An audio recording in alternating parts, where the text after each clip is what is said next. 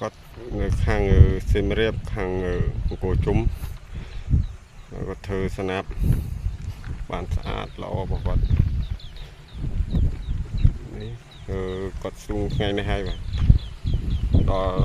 ពេលទៅត្រូវស្នាប់យើងទៅត្រូវដល់ពេលស្ទូងធ្វើបានស្អាតក្រាស់ល្អស្អាត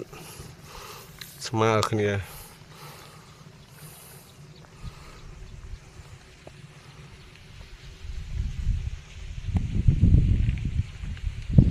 នេះដីក៏ត្រូវស្ទូងដែរ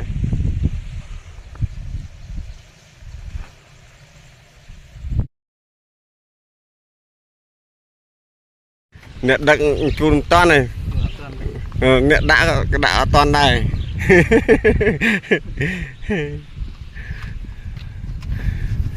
ដឹកក៏មិនតាន់អត់ទេអ្នកស្ទូងក៏ស្ទូងមិនតាន់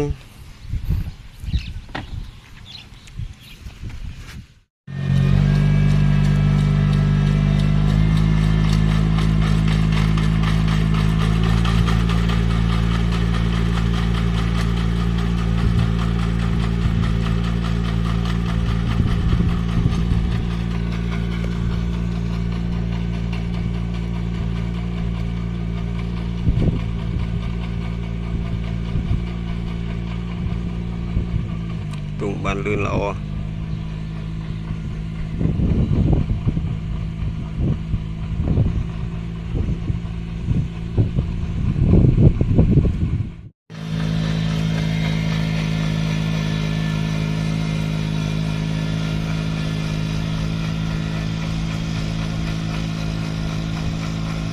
ចិត្តហើយមហាត់ទៀតហើយ